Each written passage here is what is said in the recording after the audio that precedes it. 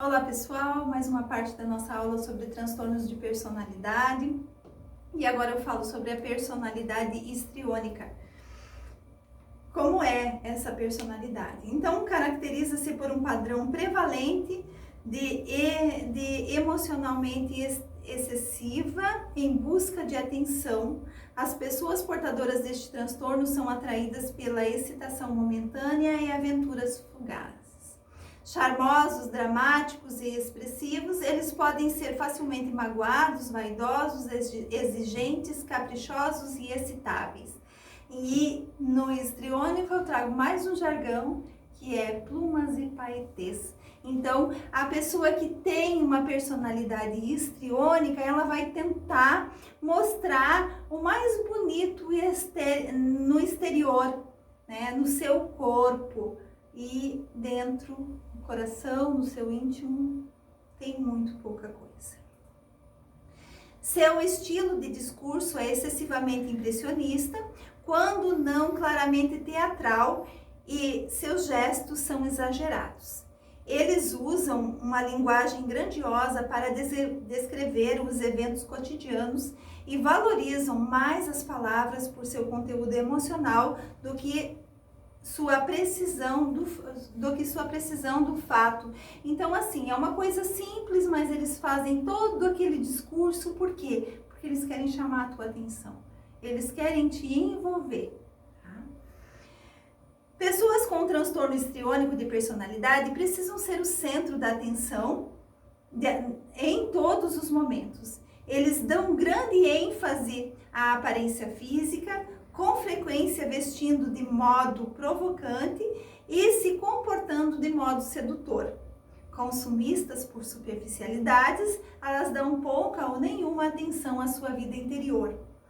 Apesar de suas tentativas de prender os outros a ela, a pessoa histriônica frequentemente não demonstra fidelidade nem lealdade.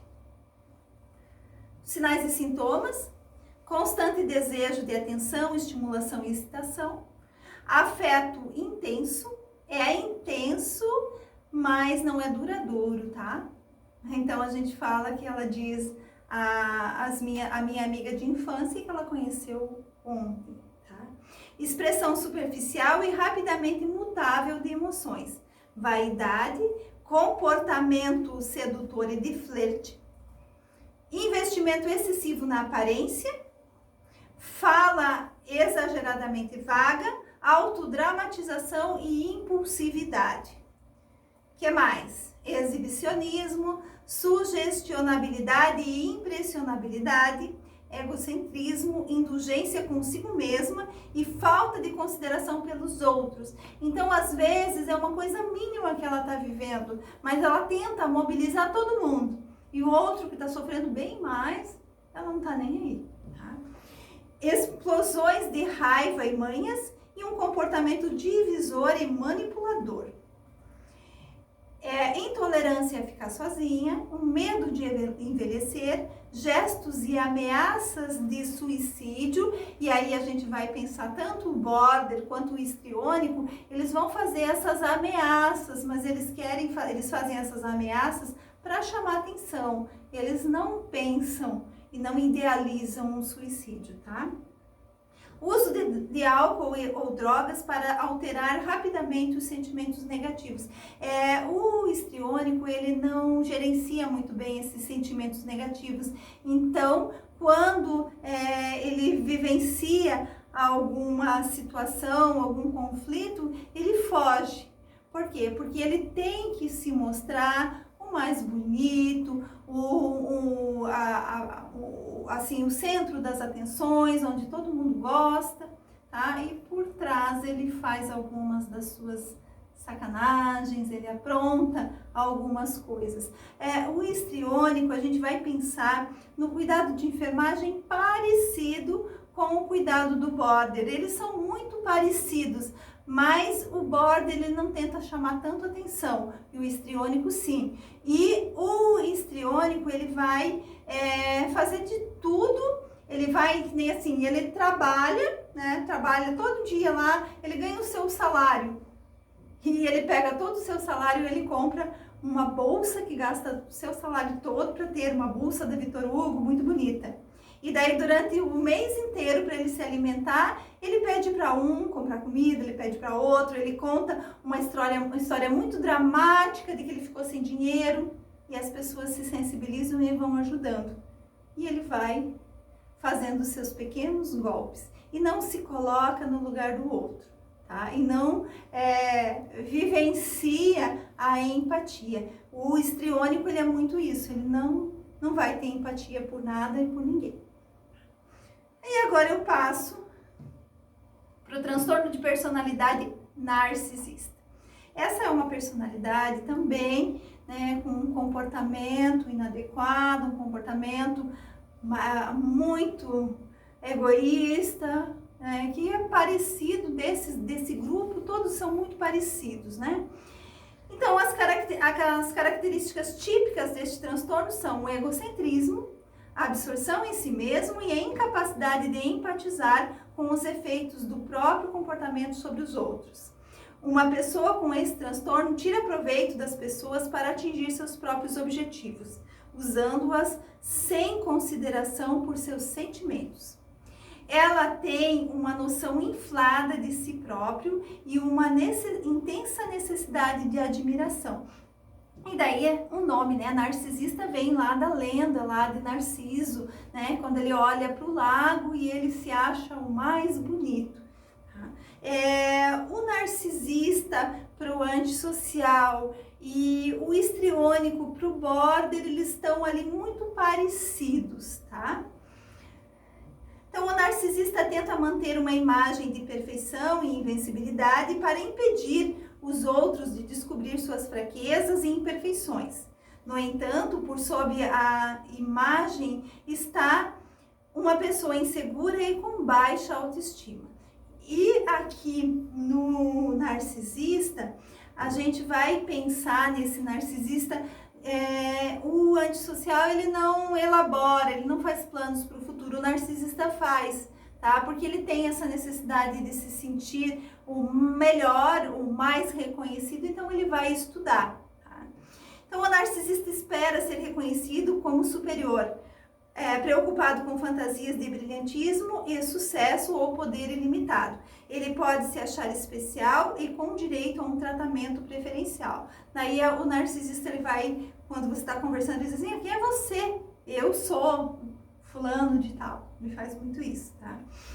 Ele espera que os outros atendam automaticamente seus desejos e acha que deveria se associar unicamente com pessoas especiais e de posição elevada. Muitos narcisistas são motivados e orientados para realizações. De fato, esse transtorno é comum em políticos, grandes homens de negócios, produtores de cinema, cirurgiões e advogados criminais. Então, assim, essa personalidade narcisista, a pessoa estudou, ela se transformou uma pessoa melhor e ela tem essa soberba, né? Essa coisa, esse ego inflado. Então ela não é humilde, ela não conversa com qualquer um, né? Então um cirurgião que faz uma cirurgia muito grande, muito delicada, então é um cara muito inteligente. Só que assim, ele não tem um relacionamento interpessoal bom, ele não consegue conversar de igual para igual, tá? Porque subiu muito, né, esse poder. Aqui tem uma situação, né? Ele tem uma dificuldade na autoestima. Então, quando acontece algum problema que vai tirar o tapete dele, ele pode sofrer muito, tá? Então, a ilusão de grandeza do narcisista pode ser desfeita por uma ameaça ao ego, tal como uma doença física, perda do emprego, perda de um relacionamento, sentimento de vazio e depressão, apesar de riqueza e sucesso material. Essas ameaças desencadeiam um pânico. Ele sente que seu mundo está se desmoronando e sua vida está se desemaranhando. Então, o narcisista, ele pode, nesses momentos de estresse, quando ele perde muita coisa, ele pode cometer suicídio. Então, é um cuidado que a gente tem que ter, tá?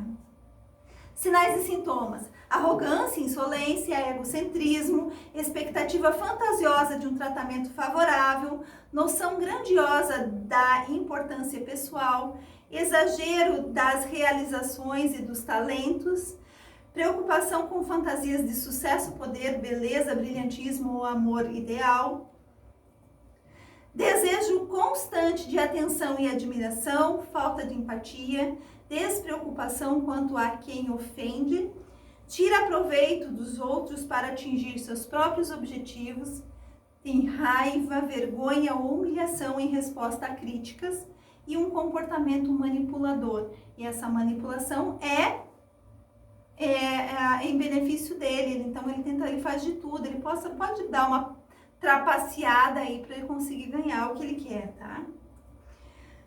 A prevalência: esse transtorno é encontrado em menos de 1% da população, afeta cerca de 3 vezes mais homens do que mulheres. E as causas, né? Não se conhece a causa exata, porém uma teoria psicanalítica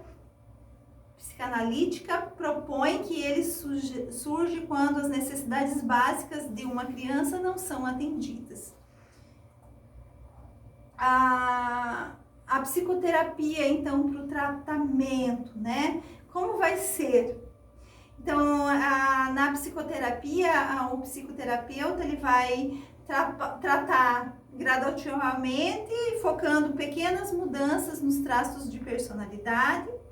E a terapia de grupo não é indicada, pois o paciente tentará dominar o grupo, porque como ele quer ser o centro das atenções, então fica muito difícil ele falar no grupo, né? Porque uma pessoa, para participar de uma terapia de grupo, ela tem que ter empatia. Nesse caso, de uma personalidade narcisista, não tem, né?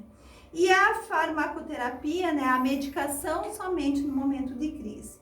O cuidado de enfermagem, então, transmita respeito e reconheça a noção de importância pessoal do paciente, de modo que ele possa estabelecer uma consciência de si próprio, não reforce nem a grandeza e nem a fraqueza patológica. Sempre lembre, ele vai ter essa necessidade de se mostrar o maioral. E nós, profissionais de enfermagem, temos que manter o eixo, trazendo o aqui e o agora, com noções certas, limites bem estabelecidos, para que a gente consiga atender essa pessoa da melhor maneira possível. Então, esse é o grupo B dos transtornos de personalidade, e no próximo a gente vai falar do grupo C. Obrigada!